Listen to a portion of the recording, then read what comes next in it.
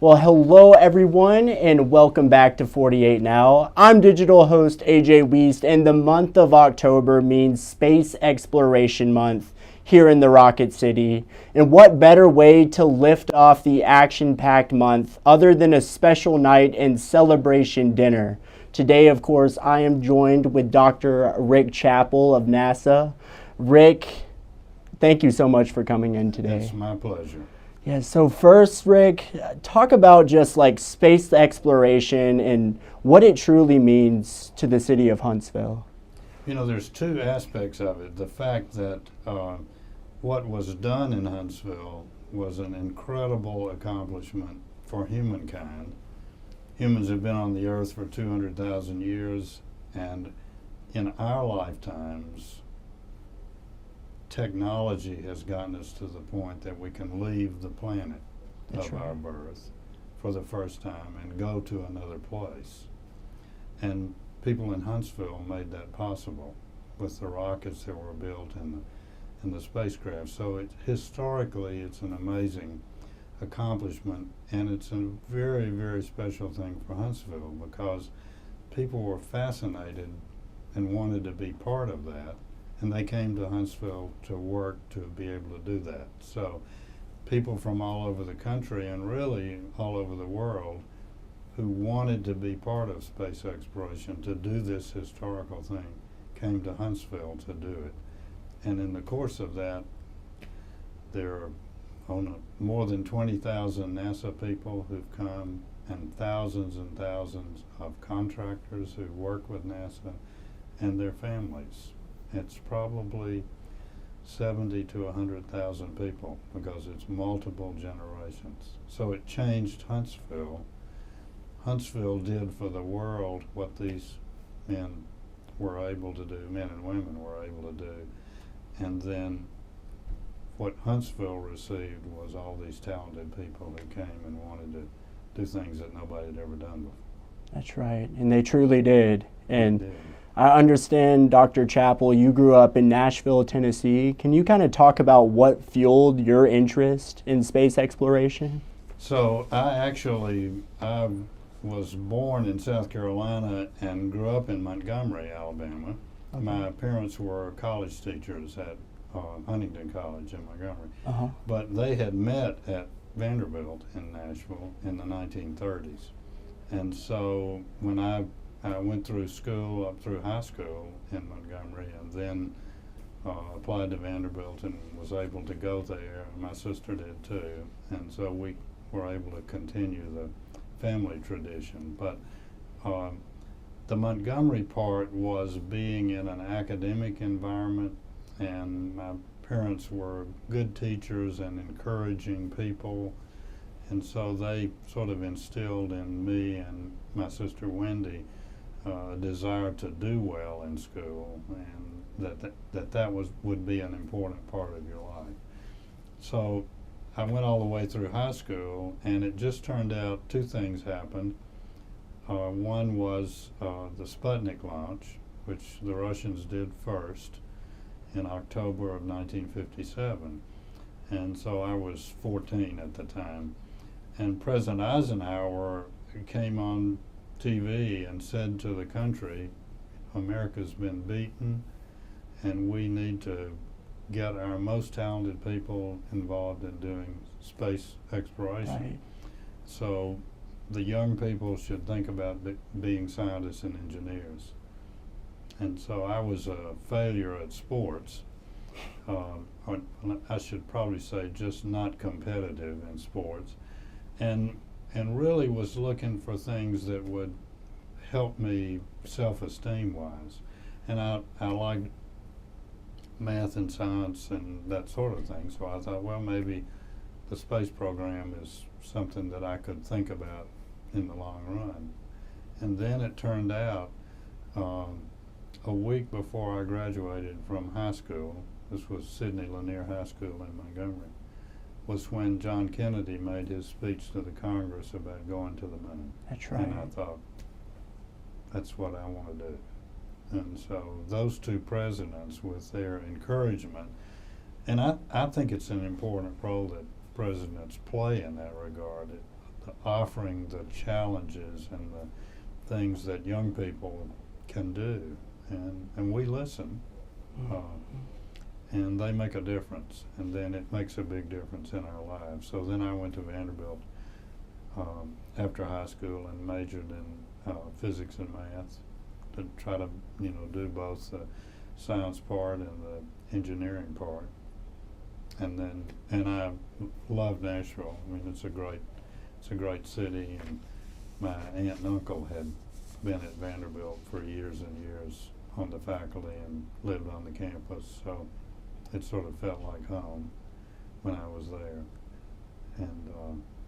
And then I went to Rice University in Houston for my PhD, and that was just a couple of years after John Kennedy made his incredible speech in Rice Stadium about going to the moon, do it because it's hard. That's right. And that's because that'll draw out the very best in everybody. Iconic speech there from President Kennedy. Incredible. I remember he stood in the football stadium, and it was a typical really hot Houston day. And he said, do it because it's hard. Why does Rice play Texas? Rice never beats Texas in football. And then he also said, we're going to have to develop things that have never existed before. We're going to have to develop metals that can withstand these incredible temperatures in these rocket engines, temperatures almost as hot as it is today in Rice Stadium. And I mean, he was wonderful. Right. Very inspirational, and just a visionary guy, and that made a big difference because I ended up at Rice for my graduate school, and just right down the street from where he made the speech. So it all tied together for me to just be part of exploration, but space exploration in particular. And there's a lot we can talk about in exploration. It's this idea that you're going to do something or go someplace or accomplish something that's never been done before.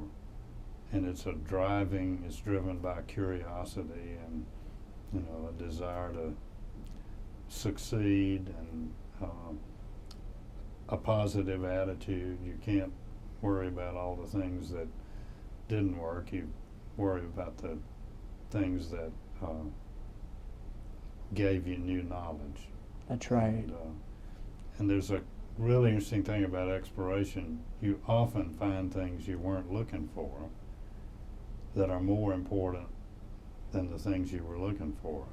Like, for example, the classic Columbus heading for China and Japan and found the Americas. That's right. Which was pretty important. And so if you look, then you'll find. And what you find is often things you weren't looking for in the first place, but are more important than that. Yes, sir. Very well said. And you mentioned Columbus. I know Space Exploration Month, the month of October, is also Columbus Month. That's right. Could you kind of talk about kind of the ties to Columbus and space exploration? Well, so in a generic way, like I just said, Right. for nations that decide to explore, they're going to find wonderful things. And many of those were things they weren't looking for, but will be more important than what they were looking for. So Columbus was, and there's a wonderful book, Admiral of the Ocean Sea, was written many, many years ago about Columbus. But he got the idea that, the Earth was a sphere and not flat. That was an important idea. And then he decided that he could go the other way around. Instead of taking horses across Asia to get to China and Japan, that he could go by sea. That's right. And most of the learned people of that time said, no, there's all kinds of reasons why that isn't going to work. But he was very persistent, and he asked for money from Queen Isabella 3 different times. He was turned down twice before she said, okay, we'll do it. But So then they left from southern Spain, Palos de la Frontera, the 3 ships, tiny little things compared to the ocean they were going to deal with, and Right. they sailed west, and they didn't get to China and Japan, but they got to America. They discovered something new. Something new, absolutely. So, and that story of his persistence, he asked again and again and again, and they just say, well, it can't be done, and then they say, well, we've got all these problems, and we've got to, protect this, that, and the other. There were always reasons from Isabella and Ferdinand that they couldn't do it, but finally they said, okay, we'll do it. And so he left in August, and he got here in October. He got to the Bahamas in early October. So it was a long trip, not knowing where you're going, just sailing west and hoping you're going to find what you're looking for. So October is a very special month. Now, Dr. Chappell, let's talk about this celebration dinner to kick off the month, right. October 1st. Families in the public ahead of the event can visit the Wall of Honor, which, of course, as you mentioned, 21,000 different names are on that Wall of Honor. Yeah. And they're going to add new employees who've been with NASA for 3 years, and their names will be added, and that time period of 4:30 in that afternoon of October 1st. And then in the Davidson Center there'll be a reception under the Saturn V, and then a dinner. And the speaker will be Margaret von Braun. That's right. Werner von Braun's daughter. She's a spectacular lady and great speaker, and she's going to speak about Reaching for the Moon, a family adventure. So she'll give insights into what it was like with her dad and the role that he was building the Saturn V here in Huntsville, and then the family role in supporting the space explorers. And so we're going to celebrate the space explorers at the reception and dinner, and show some things that recognize the role that their families have played in what they've done for Huntsville and for their country. Yes, sir. And talk